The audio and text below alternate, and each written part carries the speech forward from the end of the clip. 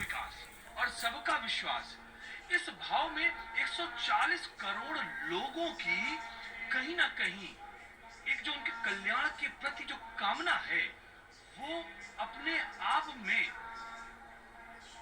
लिप्त हो जाती है, वो अपने आप में समाहित हो जाती है। तो ये तो वो बात रही जब हम भौतिक कल्याण की बात करते हैं, जब हम सुख समृद्धि और शांति की बात करते हैं। लेकिन जब हम उसके सफर को, यात्रा को जब हम शुरू करते हैं तो वहां पर इस आध्यात्मिक स्वरूप का हमें दर्शन होता है।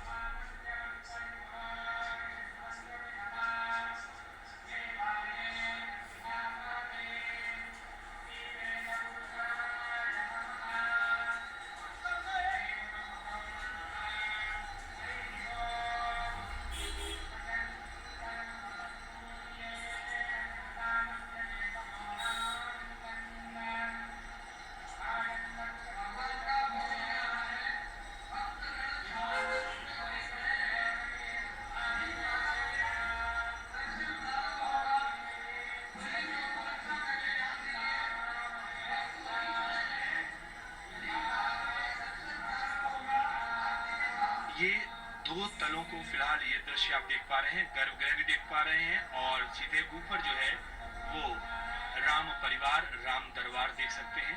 ये दोनों ही दृश्य दिखाने का एक अपने आप में एक बहुत ही अच्छा अनुपम सौंदर्य है कि गर्भगृह से शुरू होते हुए हम प्रथम तल पर आ गए और प्रथम तल पर किस तरीके से पूजा अर्चना चल रही है हम उसको भी दिखा रहे हैं।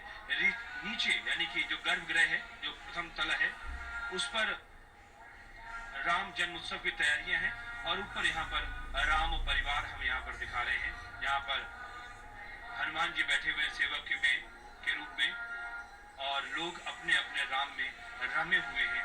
लोग अपने अपने भौतिक कह सकते हैं कि चक्षुओं, नेत्रों, उनसे तो दर्शन कर रहे हैं, लेकिन कहीं ना कहीं जब वो अपने नेत्रों को बंद करते हैं तो जो वो आंतरिक जो उनके नेत्र हैं उससे भी वो भगवान राम के दर्शन कर रहे हैं, उस अनुभूति से अनुप्राणित हो रहे हैं जो उनके जीवन में प्राणवायु के रूप में कार्य करती है, जो उनके जीवन में चेतना स्वरूप कार्य कर रही है।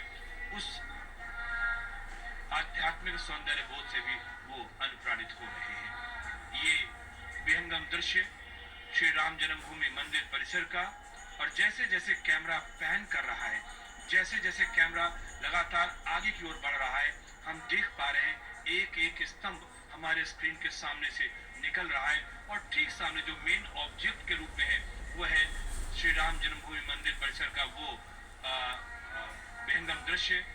मंदिर का जो ध्वज है वो दिखाई पड़ रहा था और ये मंदिर का आंतरिक दृश्य जहां पर अभी इस समय श्रद्धालु रुके हुए हैं, सुरक्षा में लगे हुए सुरक्षा कर्मी भी हैं। दरअसल वो भी अपने आप को सौभाग्यशाली महसूस कर रहे होंगे कि इस दिन पर आज उनकी यहाँ पर ड्यूटी है, इस दिन पर आज वो यहाँ पर आए हुए हैं।